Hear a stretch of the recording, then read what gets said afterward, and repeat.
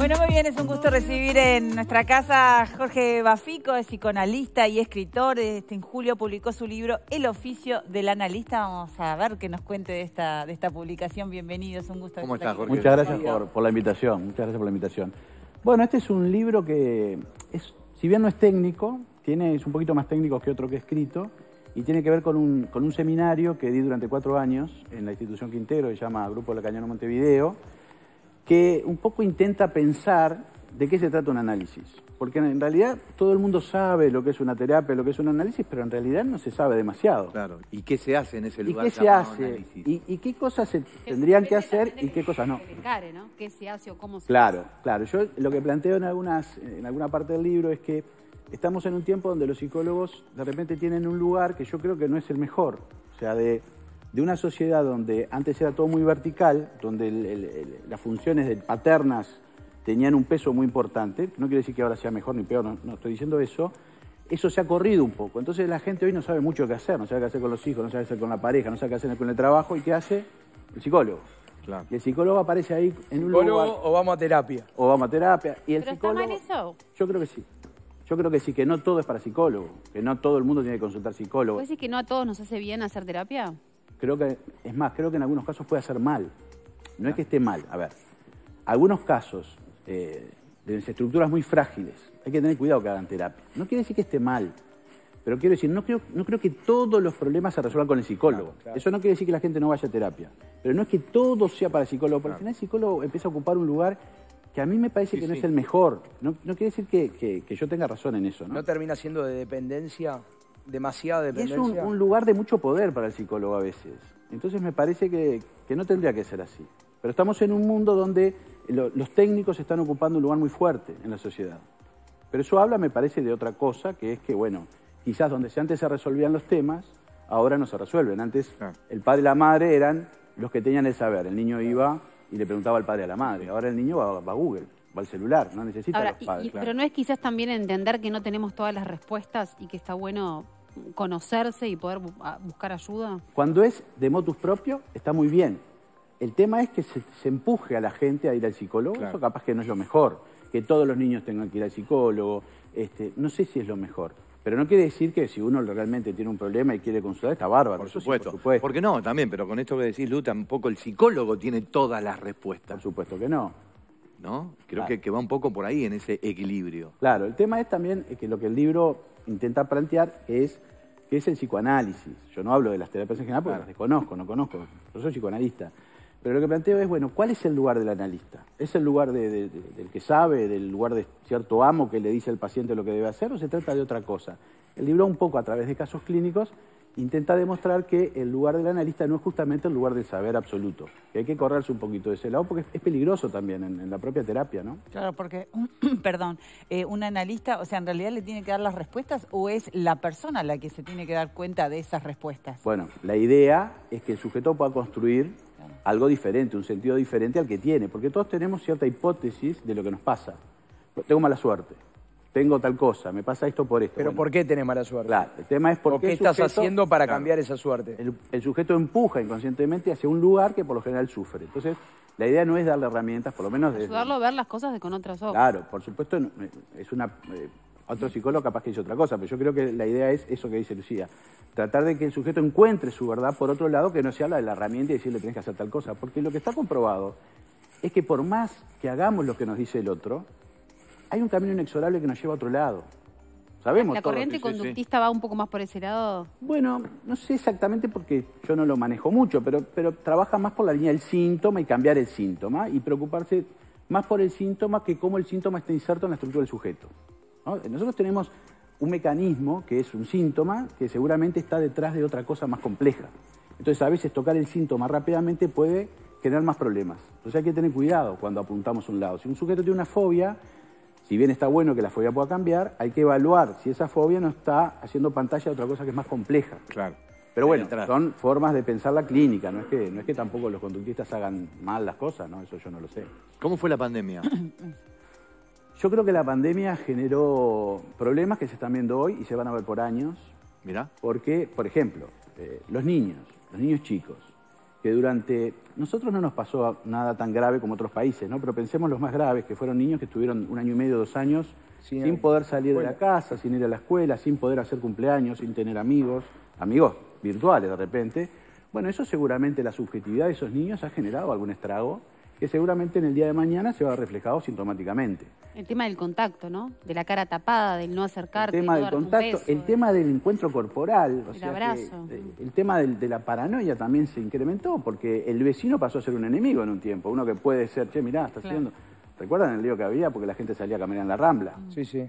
Lo desconsiderada que era. Entonces, se generan algunas cosas, y otra cosa que me parece que es importante en la pandemia también es que nos conocimos un poco más. O sea, las parejas empezaron a convivir, cuando antes se veían 1 hora, 2 horas, veían una serie y punto. Y ahí empezaron las separaciones, después que se muchas conocieron. separaciones, conocer al otro de otra manera, el tema de los hijos. Sí, había gente que soportar a estaba los en hijos pareja de que otra no manera. sabía que estaba en pareja, de repente, ¿no? Había gente que no sabía que estaba en pareja, o conoce una pareja totalmente diferente, y bueno, generó muchos líos que hasta el día de hoy se están tratando en los análisis. la ansiedad. Sí, sí, sí. La ansiedad se incrementó y la depresión, como formas sintomáticas, como manifestaciones clínicas.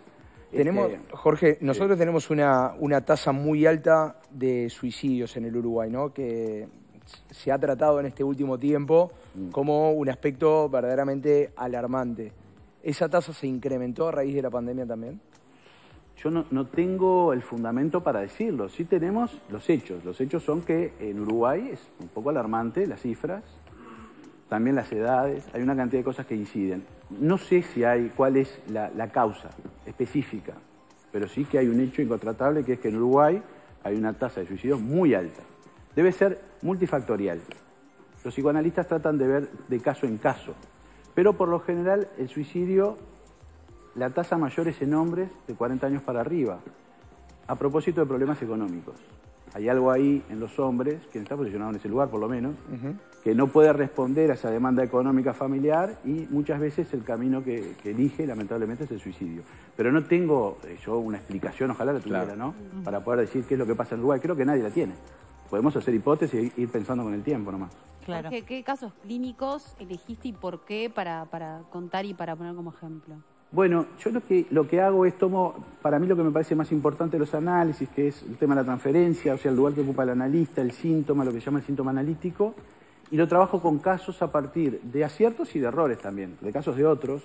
Por ejemplo, trabajo el caso de un niño, que yo no trabajo con clínica de niños, pero tomo el caso de un colega argentino, que es un niño que no podía estar en el colegio por su violencia. Niño aparentemente un registro autista sería, ¿no? Sin una definición clara en torno al cuadro clínico, pero aparentemente un niño muy violento, con él, con sus padres, y cómo el tratamiento con el psicoanalista, de pequeños movimientos que hace, el niño tiene el diván, hay un diván en el consultorio de casualidad, porque cuando uno tiene un consultorio de niños, por lo general tiene un diván, el niño se acuesta en el diván y dice, ¿qué es esto? ¿Qué se hace acá? Entonces el analista le dice, bueno, acá las personas mayores hablan de sus problemas. Y el niño, que era un niño que no podía acercarse al otro por muchos minutos porque se ponía muy nervioso, a partir de esa relación con el diván empieza a poder hablar y mirar al analista para atrás y soportar la lejanía y la cercanía con el otro. Te vamos a alcanzar un micrófono, Bien. Jorge. Estamos teniendo un poquito de inconveniente con él. Ahora sí, perfecto. Bien. No, decía que el caso que tomo es ese niño, por ejemplo. Tomo otros casos donde se construye una demanda, porque no siempre que la persona consulta en un tratamiento, termina en un tratamiento. O sea, la persona puede ir por muchos motivos, pero para que siga un tratamiento tiene que haber una verdadera pregunta sobre algo que no le está funcionando. A veces va porque el propio medio lo empuja, porque su pareja le dice tenés que consultar, o la familia. Y bueno, entonces ahí voy trabajando cómo de una persona que empieza un tratamiento queda definitivamente en un tratamiento, y también pensar en las diferentes estructuras. No es lo mismo la psicosis que la neurosis, que la perversión. Es un poco un recorrido clínico de algo que tiene que ver con un oficio que en mi caso lleva casi 30 años. ¿Tiene un fin la terapia? En un momento uno dice, bueno, hasta acá te puedo acompañar, seguí tu camino, creo que estás bien, creo que tenés herramientas, Sí. o no puedo hacer más nada por vos. No, tiene un fin. Se supone que hay un fin de análisis. Se supone que el fin de análisis es provocado por el paciente. El paciente en determinado momento se da cuenta, después de un trabajo de tiempo, de que algo ahí se cayó en relación al analista, que ese lugar de saber que tiene el analista ya no lo tiene más. Ahí es porque el sujeto puede convivir de otra manera con sus síntomas, y en ese momento es cuando se termina, y por lo general se termina de forma bastante sorpresiva. No es que uno lo va planteando, bueno, de aquí a diciembre... Claro, no hay una fecha. No, viene alguien y te dice, bueno, Bafico, yo después de tanto tiempo me siento mejor, uno lo ve además, se despide y es un buen momento para que el paciente se vaya. No hay que retener a un paciente, Claro. que a veces los colegas tienden Cuesta. a retener. Claro. Cuesta soltar a un paciente. Son ¿Cuánto muchos hay años. de algo químico que pueda tener uno que también no necesariamente tiene que ser algo psicológico, sino algo químico que de repente necesita determinada medicación y con eso también se puede mejorar Bueno, una de las el cosas paciente? que hay que determinar, que está muy bien la pregunta que hace Victoria, porque en la Facultad de Psicología eso lo hablamos muchas veces, ¿no? Ni todo es médico ni todo es psicológico. Y hay que determinar a veces cuándo la cosa es médica o psicológica. Por ejemplo, un paciente puede aparecer como muy deprimido, dormir mucho, subir de peso, estar mal, y resulta que no es una depresión, sino que es un hipotiroidismo, un problema de las tiroides. Claro. O al revés, un sujeto puede estar muy maníaco, muy eufórico, dormir poco, Claro. bajar de peso, y uno dice, está maníaco, está ansioso. Y resulta que es un hipertiroidismo. Entonces hay que... Una vez recuerdo un caso que a mí me generó una enseñanza muy grande, una paciente que estaba delirando de un día para el otro, una paciente común, una persona común que de un día para el otro empezó a delirar en su trabajo y dijeron es una PDA, que es una PDA, es una psicosis delirante aguda, es un brote psicótico. La empezaron a medicar como una psicosis, como una esquizofrenia, y algo ahí no funcionaba, algo ahí se veía que estaba mal, y bueno, empezamos a estudiarla, no sé cuánto, le hicimos una serie de test, que por lo general yo no hago test, pero mandé a hacer, y surgió algo que se llama un fenómeno de perseveración, que es un fenómeno de perseveración es cuando hay algo orgánico. O sea, el test de Roger arrojó eso, y la persona tenía un tumor en la cabeza, y generaba como un síntoma secundario eso que parecía una psicosis. Claro.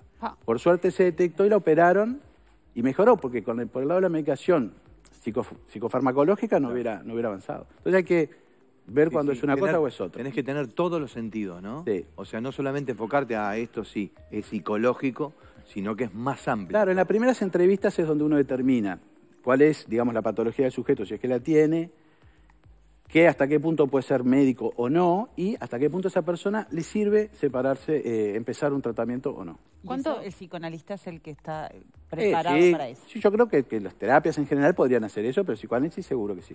¿Cuánto ha ayudado en los últimos años el análisis, la terapia a nivel de las parejas? Que también es algo como, si se quiere, un poco más moderno, ¿no? Esto de decir, bueno, buscamos estas... Sí. Yo tengo una posición media particular con las terapias de pareja. Yo no hago terapias de pareja porque no sé hacerlas, porque es una técnica especial. Y yo creo que cuando las parejas van a hacer un tratamiento es como el manotazo ahogado, ¿no? Es cuando ya no hay, esa pareja está rota. Y por lo general, las parejas no sobreviven en las terapias. Porque a veces en las terapias se pone lo peor de las parejas en juego y hay que ver si eso se puede soportar. Algunas parejas lo No, y si soportan están preparados para afrontarlo también. para escucharse, ¿no? Para escucharse. También es una ayuda para justamente el cierre, ¿no? Para Bueno, que alguien a veces medie sirve eso. mucho para un buen cierre o para entender que hay que separarse. Porque a veces las parejas, Una de las partes digamos, capaz ya que no no hay lo puede amor, ver. pero se sostienen por otras cosas, por miles de cosas. Y a veces en las terapias de parejas el cierre es mucho más efectivo, es mucho más sano, ¿no? Porque a veces se termina muy mal en las rupturas. Entonces, a veces sí, pero por lo general cuando las parejas van a una terapia de pareja es porque la cosa está muy... Ahora, cuando son niños, tienen separaciones y hay niños chicos, debe ser recomendable, ¿no? De repente, por lo menos, cómo encarar el tema con Sí. los niños, ¿no? También, ¿O sí, está muy bien eso, pero eso es lo que digo. No necesariamente todos los niños con padres separados deben ir al psicólogo. Algunos sí. A Pero veces ¿cómo los niños- comunicar dice a los Luca, chicos? pedir ayuda Claro. a los padres de cómo... De cómo Ah, sí. comunicarle a los chicos Sí. de que A veces los padres se van a niños separar. son los que reaccionan mejor en la eso es separación. verdad. Bueno, esto lo hemos escuchado varias veces también. ¿no? Uno que No sea- te preocupes por ello. Preocupate por el problema que vos estás El teniendo con problema tu pareja. somos nosotros, los grandes, porque los niños, a ver, sí sufren, por supuesto, algunos hay que van al psicólogo, algunos hacen síntomas, algunos se sienten muy mal, se ponen muy rebeldes, pero muchas veces... Algunos los- adultos no superaron la separación de sus padres. Claro. Claro. Claro. Pero muchas veces los niños lo resuelven mucho mejor que los padres. Porque además, Jorge, me da la sensación a mí, todos más o menos somos de generaciones similares, que cuando nosotros éramos chicos, ver padres separados era como algo raro, algo extraño, era el distinto, era el diferente. Sí, sí. Y hoy en día, lamentablemente, se ha naturalizado tanto y es tan común ver padres separados que no se ven como ellos los distintos. No. Entonces creo que también eso ha Es otro contribuido mundo. para que Claro. lo tomen diferente. Igual me otro parece mundo, que el sí, niño tiene como algo naturalizado de querer su familia unida. Claro, Es obvio. instintivo. Pero es verdad eso, pero es otro mundo. Lo que pasa es que nosotros nos pensamos en un mundo que ya no existe. Claro. Hoy el mundo Claro. de los padres, ¿no? De la todo- familia. de la familia. Perros. Hoy el niño se cría con una tablet, un celular, nos guste o no nos guste, es así. Entonces, frente a esa subjetividad donde el niño aprende una cantidad de cosas que nosotros no teníamos alcance, el mundo está cambiando mucho. Entonces, los niños naturalizan estas cosas porque en realidad la mayoría de sus compañeros capaz que tienen padres separados. El otro día me contaba una persona que me pareció muy interesante, que se había separado hace poco. Y bueno, la pareja se había mudado a un apartamento, los apartamentos se plantean para ya tener con los hijos, los cuartos, todo. Y el niño decía, a las 3 semanas de separados los padres, bueno, voy a mi casa de mi padre. Claro. Mi casa. O sea, el tipo hacía, se apropiaba ya de ese lugar y la persona decía, ¿te das cuenta? Ya dice, somos nosotros, los grandes, los que todavía nos Claro, resistimos. tal cual. A que bueno, las cosas funcionan, dejan de funcionar, pero los niños los captan mejor. Los niños tienen más adaptación que nosotros. Jorge, ¿dónde lo encontramos? Bueno, creo que en todas las librerías. Yo le agradezco a la gente de Penguin que otra vez me logra sacar un libro que no es fácil editar en Uruguay, no es fácil hacer una apuesta. Y creo que está en todas las librerías. Buenísimo. Jorge, un Impecable. placer. Gracias. Muchísimas gracias. Placer enorme.